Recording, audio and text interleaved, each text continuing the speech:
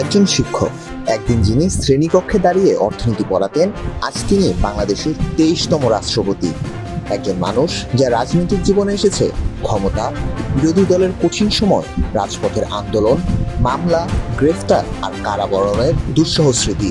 সেই দীর্ঘ রাজনৈতিক পথ পেরিয়ে তিনি আজ দেশের সর্বোচ্চ সাংবিধানিক পদে। তিনি বিএনপির সাবেক মহাসচিব মির্জা ফখরুল ইসলাম আলমগীর। এই ভয়াবহ পরিস্থিতি আমরা আছি, গুম করে দেয়, খুঁজে পাওয়া যায় না।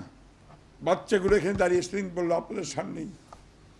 ঢাকা বিশ্ববিদ্যালয়ে অর্থনীতি নিয়ে পড়ার সময় জড়িয়ে পড়েন ছাত্র রাজনীতির সঙ্গে। পরবর্তীতে বিসিএস শিক্ষা ক্যাডারে উত্তীর্ণ হয়ে যোগ দেন শিক্ষক হিসেবে।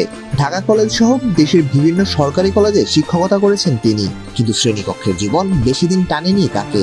80-র দশকে সরকারি চাকরি ছেড়ে তিনি পুরোপুরি প্রবেশ করেন রাজনীতিতে। বিএনপির রাজনীতিতে ধীরে ধীরে তৈরি করেন নিজের অবস্থান। 1988 সালে ঠাকুরগাঁও পৌরসভার পৌর মেয়র নির্বাচিত হন তিনি। এরপর শুরু হয় কেন্দ্রীয় রাজনীতিতে তার উত্থান। 2001 সালে জাতীয় নির্বাচনে ঠাকুরগাঁও 1 আসন থেকে সংসদ সদস্য নির্বাচিত হন মির্জা ফখরুল। আর তখনই আসে তার রাজনৈতিক জীবনের প্রথম বড় রাষ্ট্রীয় দায়িত্ব। প্রথমবারই কৃষি প্রতিমন্ত্রী, এরপর বেসামরিক বিমান পরিবহন ও পর্যটন মন্ত্রণালয়ের প্রতিমন্ত্রীও হন তিনি। কিন্তু ক্ষমতার কেন্দ্র থেকে রাজনীতির গল্প এখানেই শেষ হয়নি। 2009 সালে বিএনপির সিনিয়র যুগ্ম মহাসচিব এবং 2011 সালে ভারপ্রাপ্ত মহাসচিব নির্বাচিত হন তিনি। আর 2016 সালে বিএনপির মহাসচিবের দায়িত্ব পান মির্জা ফখরুল ইসলাম আলমগীর। এরপর প্রায় 1 দশক বিএনপির সবচেয়ে কঠিন সময়ে দলটিকে সামনে থেকে নেতৃত্ব দিয়েছেন মির্জা ফখরুল। রাজপথের আন্দোলন, সরকার বিরোধী কর্মসূচি, গ্রেফতার, মামলা, সবকিছুর মধ্যে বিএনপির অন্যতম প্রধান মুখ হয়ে ওঠেন মির্জা ফখরুল। এমনও দিন গেছে জন্মদিনেও তাকে কাটাতে হয়েছে কারাগারে। কিন্তু রাজনীতির গল্প কখনো একই জায়গায় দাঁড়িয়ে থাকে না।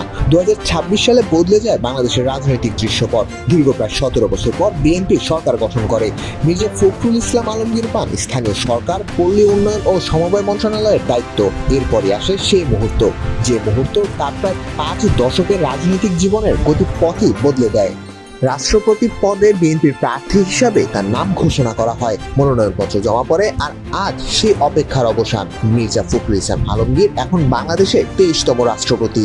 যে মানুষটি একসময় ছাত্র রাজনীতি করেছেন, শিক্ষকতা করেছেন, পৌর মেয়র হয়েছেন, সংসদ সদস্য হয়েছেন, প্রতিমন্ত্রীর দায়িত্ব পালন করেছেন এবং দীর্ঘদিন দলের মহাসচিব হিসেবে রাজপথে থেকেছেন, আজ সে মানুষটির ঠিকানা বঙ্গভবন।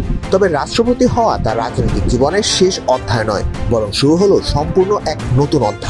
কারণ এখন তিনি শুধু একটি দলের নেতা নন, তিনি সমগ্র বাংলাদেশের নেতা। দলীয় রাজনীতির ঊর্ধ্বে উঠে রাষ্ট্রের সাংবিধানিক দায়িত্ব পালন করাই এখন তার সবচেয়ে বড় পরীক্ষা। একজন শিক্ষক থেকে রাষ্ট্রপতি, প্রায় 5 দশকের এই রাজনৈতিক যাত্রা আমাদের সামনে রেখে যায় একটি প্রশ্ন: মির্জা ফখরুলের সবচেয়ে বড় পরিচয় কি তার রাজনৈতিক অতীত, নাকি রাষ্ট্রপতি হিসাবে তার ভবিষ্যৎ? সময় দিবে সেই উত্তর। আর আজ থেকে ইতিহাসের পাতায় লেখা থাকবে Mirza Fakhrul Islam Alamgir, 23rd honourable president of Bangladesh.